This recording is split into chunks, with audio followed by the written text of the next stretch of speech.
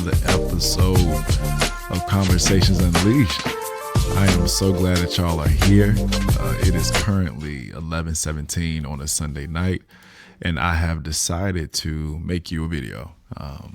I want you to hear it on Monday morning when you wake up, and I'm praying that this entire week will be incredible for you. As always, based on our upgrades to this particular podcast, there will be a YouTube version of this as well. So shout out to all the different families that are collected here. Today, y'all, I'm really excited about this. And for the record, moving forward, any educational topic, I'm going to tie it to the orange cover. Okay. Any self-improvement topic will be the bluish greenish color that you saw last week with the beginning of this year. Blue will be for bond and briefing, and the black will be always anonymous. All right. So I am so really just happy. Right. I'm happy. So let's dive into this because I want to make sure that we talk about something interesting because I want to get your minds right for any of you going into work this morning or starting something new this week on how to handle when you're being observed in order to be better than what you are. So let's get ready to get into this and let's go.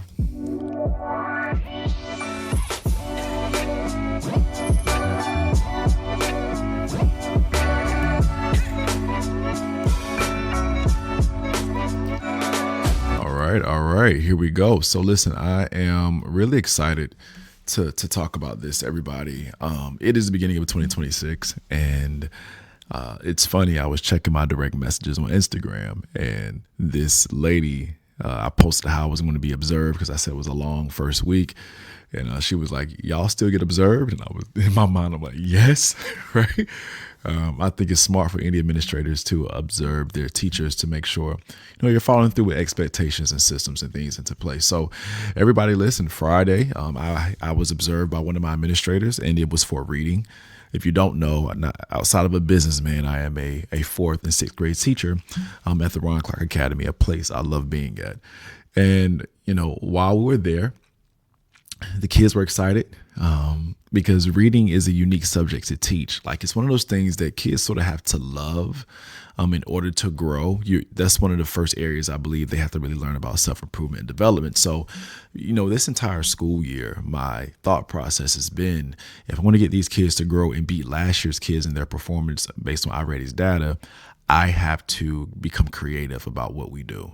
So we have been completing and finishing up this unit on plot and plot elements. And we started with the dramatized version of The Prince and the Pauper. And before Christmas break, they was like, Mr. Bonner, can we read this out loud? I'm like, yeah, we can figure that out, right? We can do that. So it was last Friday, y'all. I'm thinking it's Friday. It's the first week we're getting back into school. Let's just do something fun to end out this particular section of our unit. And let's just have some fun with it, right? So what I decided to do was plan my lesson as always. I began with the lesson with something fun. Kids come in, timer, some mantras is a really good game to get their minds flowing. I went and got some Takis and Sour Patches, trying to create a moment, something magical, something fun. For those that had a certain score, you can grab the candy for our table read, right? So for the observation, I decided to do a table read, and I also decided to work on the DMC, destroy my claim. So, it started off, pretty good. Kids came in, they were excited. We reviewed some of the data from iReady because they're showing a lot of growth, which I was really happy about. And they finished out some mantras. They were finishing up reading a little bit of independent reading. I gave the candy to the kids that want some mantras. The administrator comes in. We're starting to do the table read. The kids are going through it. They're laughing, they're playing a little bit, but they're excited. We get into Destroy My Claim as always. This is a really fun activity I've described before. You got to see it in person to really enjoy it. Some of you have seen it. You say you loved it inside of my classroom. After that, admin left, and then they did a wrap-up activity with something I've been utilizing and really created recently, and it is called Cut, Keep, and Replace. Essentially, kids get to cut a piece of the story, they get to keep a piece of the story, and they get to replace or substitute a piece of the story. So, y'all, that was basically it. That was the entirety of the lesson. It was about an hour and 50 minutes. I had them, probably 2, but that was the lesson, and I thought it was okay. I knew that I was still trying to develop DMC and etc. So admin comes back at the end of the day, right? And we're having the conversation. And one of the things I didn't think about was, as we talked about it, was the activity was okay, could take a lot of work in the sense of ensuring kids are tracking when the person or the kid and I are going back and forth with citing evidence, actually having a way they can vote between who won versus just it being subjective based on me. Which is one of the reasons why I did that and an observation. I wanted to get feedback on how to make that activity better. Imagine the activity is like a workout in the gym, right? And you want to make sure you are trying different workouts and activities so you don't get stuck on one, right? You can get a little bit more malleable in your movement and stuff. Same concept in my mind when I think about reading and comprehension, different activities that will work out the different parts of their minds, right? So we went through that. But here is where the bad took place. That was the good, that was okay. The bad was me giving them candy before the observation and Takis. That probably was not the smartest choice when I think about it. Intentions were good, but the decision to do that during that time was just a bad idea. And where it gets ugly, everybody, what gets ugly about it is the fact of is you're trying to do a table read, and while we are debating, the student and I, whoever comes up and wants that challenge, kids are distracted. They are distracted, and that's a problem. The bags, etc. So the overall synopsis in the observation post conference was this: it was not your best day, Bonner, and that's the good thing about admins seeing you frequently, and they coming to see you more than once so they can know that's not my full body of work. Now, to somebody else, they may have thought, oh my gosh, that's an incredible lesson. But you got to also remember, like I've told you before in speeches and things, your expectations is the bar, right? So if I tell people all the time when I was playing Division I basketball that we used to have to run a mile in 5 minutes and 30 seconds. That was the expectations, but the expectations was set there because we were playing at the Division I level. Ooh, I got to clip that. Does that make sense? Does it make sense? The expectations of what you have in your life should be to the level that you're trying to play at. Okay. So once again, when I was in college, the expectations was, hey, you have to run this mile in 5 minutes and 30 seconds. But what happens is, I remember when I was in high school, you do the mile test, you can run, they tell you to run a mile whatever time you get, right? The expectations for where I work and even in my business and things, everybody is high expectations. So that's the level that we have to play at. And the data behind it after was, Bonner, you need to step this up, right? In my mind, I'm thinking, okay, I want to end this out really quickly because I know you're almost to work. You're probably almost done with your workout. But what I want to do is give you 4 steps to take whenever you're having a performance review, whenever you are having a teacher observation from administration, or whether someone's giving you feedback on your data or your life's work or whatever the case may be. I want to give you 4 healthy ways to process it, because what can happen is oftentimes in the process of getting better, right? Any type of feedback can potentially trigger you and make you become emotional, and that will ultimately take you out of the growth that needs to take place. So let's get into these 4 really quickly, and I want to make sure that we're good to go. All right. Number 1 is, I think it's important for you whenever you're being observed is to simply accept the data, accept the raw data, right? What does this data say? What is happening here? And in my observation, so I love my admin. He was showing me a video of like, hey, did you see this? Right? And I'm like, dang, I didn't see that. And that's just the data, right? That I don't need to attach any stories to that, right? I just need to understand that's just the data that's in front of me. The next thing is I want you to work on feeling your emotions. I had an incredible talk with a 6th grade student of mine, and we were talking about, they were saying they felt bad for feeling exhausted because they are a high achiever.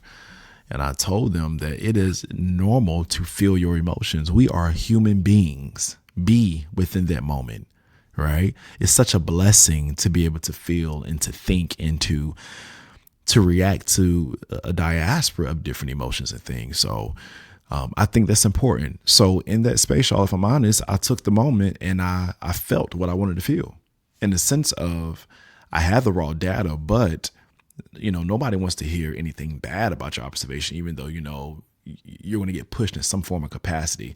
I wouldn't even say the feedback was bad. It's just the fact of it's okay to take the time to actually feel what's happening.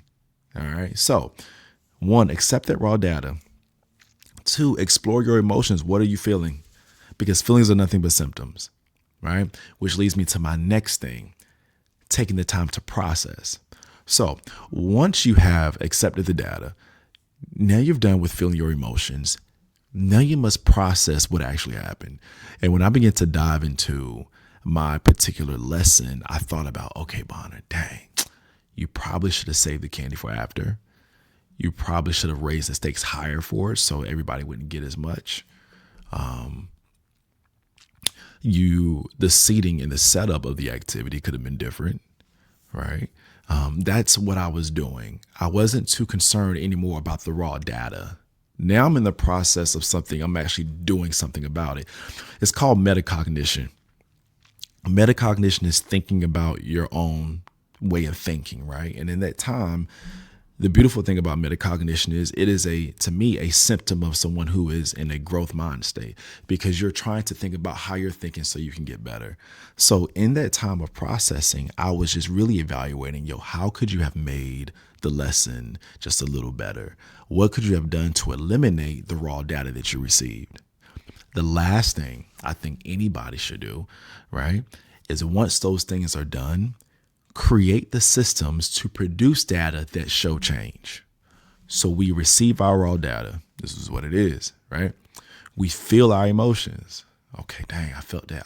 That should have been better. I was proud of that. I was proud of that. Right? The next thing is process it. What was strong? What was good? What was bad? Right? I want to be clear. Feeling your emotions and then processing it in a healthy way are two different things, but they can sort of come together. And the last thing is create systems that produce data to show changes. Immediately when that was done on Friday, I did my duty after work and I was done by 6. I came home to decompress and I started to play in my mind of, all right, what are 3 things that I can adjust, right, to make sure that, 1, that doesn't happen again, or even 2, my approach into going into being observed again. Is that the smartest time to try something new, right? And what I want to do is now, with the new pieces of components of the activity, the destroy my claim, I now have different elements I'm adding in that will show data of kids tracking. It will show data of, okay, they were paying attention. This is how we were able to track this based on this and that. And I'm going to utilize technology with that, right? But to me, if you ask me, that was a good thing for me to go through in the beginning of 2026, right? Because it's testing, are you truly trying to be a new person or is it just lip service, right? And the great thing about it is, everybody, I'm okay. I feel great, and I wanted to share this with you. It is 11:30 p.m., January the 11th, but you're hearing this Monday morning, and even if you're watching this on YouTube, we recorded this yesterday because I wanted you to have a moment of understanding that no one is perfect. Everybody's growing, everybody's shifting and changing, but what is your process to that? What is your process to that? And I hope that this was able to help you. If you're an administrator, educator, if you're in corporate America, if you're a business owner, just learning how to take the time that when raw data comes to you, right, when you're getting feedback on trying to strive to be excellent, you're going to have to accept the raw data, feel your emotions, take the time to process, and create systems that produce data to show changes. Now, I know this wasn't a bi-weekly episode. I know that I decided just to do this. That's the perks of upgrading, right? To the having a place where I can just come and create the content. But I did promise you, and my mother, she's amazing. She's retired. Last week was her first week of retirement. She is having the time of her life right now. But my mother told me last Friday, son, I listened to your podcast and it started my morning off right. And y'all, that gave me like the biggest smile ever. And one of the reasons why she said she loved the podcast so much was because everything I said in it was true. And if nothing makes you happier, it's the fact of people that have grown with you, seen you grow, watched you grow, and support you doing something, and also standing behind it saying, yeah, you told the truth. So Everybody, she said that, and I promised her, I said, you know what, Mom, because y'all listened to the episode and y'all showed so much love last week. Shout out to y'all supporting Bonneville, the Conversations Unleashed family. I love y'all so much. The Bonneville family, I love y'all so much. Because y'all did that, what I want to do this week is I'm going to release another episode. It's going to be the blue cover, right? The self-development leadership, the blue and green cover.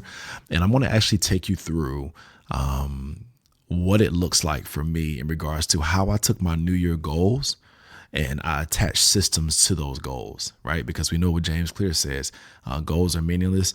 And we know that goals are meaningless. That's what I said. But systems are for those who want to win. Goals are for people who want to win once. System are for those who want to win repeatedly. So I'm going to make sure that I show you how I tie those systems to that. And we're going to have a great week. All right. I hope y'all take care of yourself. You know, I love you. You know, I appreciate you. I hope that all of you are in good spirits. And if you're having a rough time, if 2026 is off to a rough start, baby, we can still make things change. We can still make things happen. All right. I love y'all so much. Make sure you like the channel. Make sure you subscribe to the YouTube channel. Make sure you put all the reviews on podcasts and Spotify. And I love y'all. I'll see y'all soon. Take care. And don't forget, legacy over likes.